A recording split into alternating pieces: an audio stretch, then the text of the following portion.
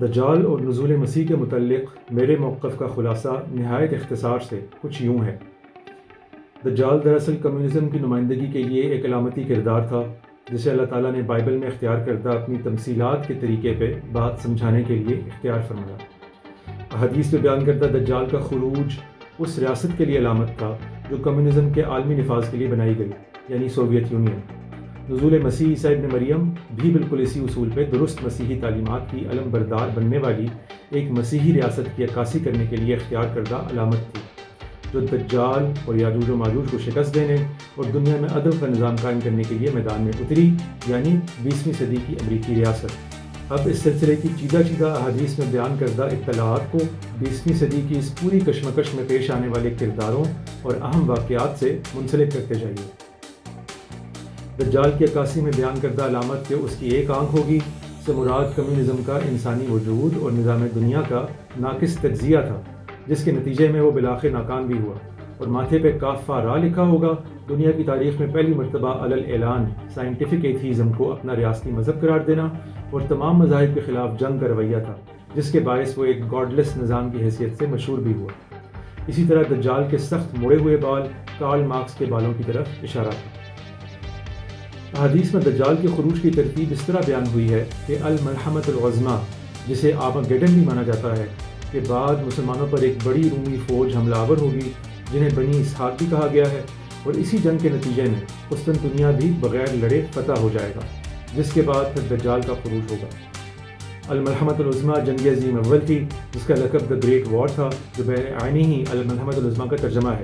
جو 1914 سے 18 تک لڑی گئی۔ اس کے بعد الائڈ آرمی، جو زیادہ تر بنی اسحاق پر مشتمل تھی، نے قسطنطنیہ اور ترکی پر قبضہ کیا، جس کے جواب میں ترکی کو کمال اتاتürk کی زیر قیادت اپنی جنگ آزادی لڑنا پڑی۔ اسی سلسلہ جنگ میں ترکی نے کئی مارکوں کے بعد ازمیر کے علاقے میں یونانی افواج کو شکست دی، تو قسطنطنیہ بغیر لڑے ہی معاہدہ لوزان کے نتیجے میں فتح ہو گیا، جسے آج تک آزادی استنبول کے دن کی حیثیت سے منایا جاتا ہے۔ اکتوبر 1922 میں یونان کو شکست ہوئی اور 2 ماہ بعد دسمبر میں سوویت یونین کے قیام یعنی خروج دجال کا اعلان ہو گیا۔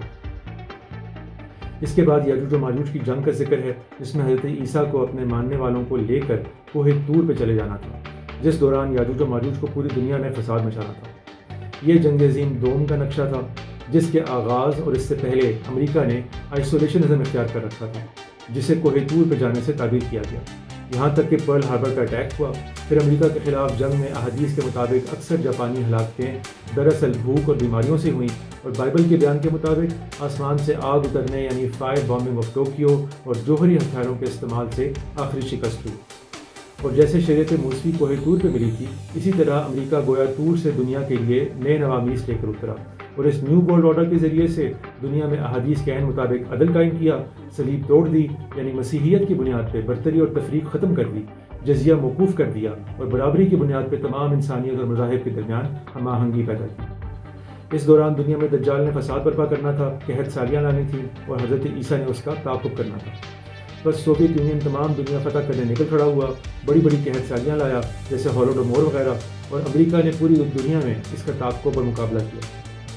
اس سلسلے کی آخری جنگ دجال اور مسلمانوں کے درمیان ہونی تھی، جس میں حضرت عیسیٰ نے نازل ہونا تھا اور مسلمانوں کے ساتھ مل کر دجال کا مقابلہ کرنا تھا، اور اسے قتل کر کے اس کا خون اپنے نیزے پہ دکھانا تھا،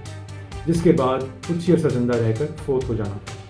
یہ سوویت افغان جنگ کا نقشہ تھا، جس میں امریکہ نے گیلے بالوں والے حضرت عیسیٰ یعنی رونلڈ ریگن کی قیادت میں نزول کیا اور مجاہدین کو مدد فراہم کی، اور جس کے نتیجے میں 1991 میں سوویت یونین پاش ہو گیا، اور پھر 1990 کی دہائی کے اختتام پہ حضرت عیسیٰ کی وفات ہو گئی، جب امریکہ نے ہی افغانستان پہ حملہ کر دیا اور پھر پے در پے مسلم ممالک کے خلاف برسر پیکار ہوا۔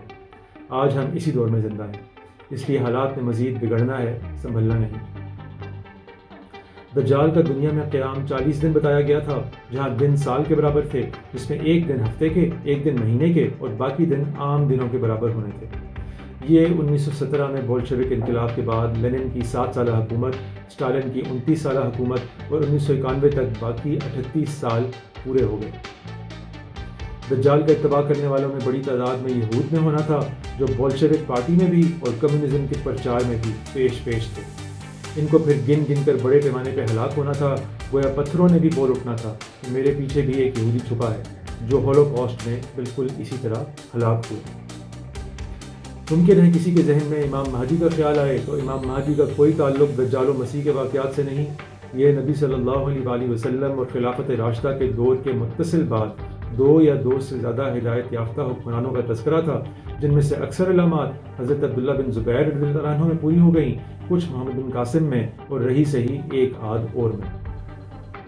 ان سب حقائق پہ میں تفصیلی ویڈیوز بنا چکا ہوں جو میرے پیٹریون پیج پہ دیکھے جا سکتے ہیں اور کچھ اسی یوٹیوب چینل پہ بھی۔ تمام لنکس ڈسکرپشن میں درج پائیے۔ والسلام۔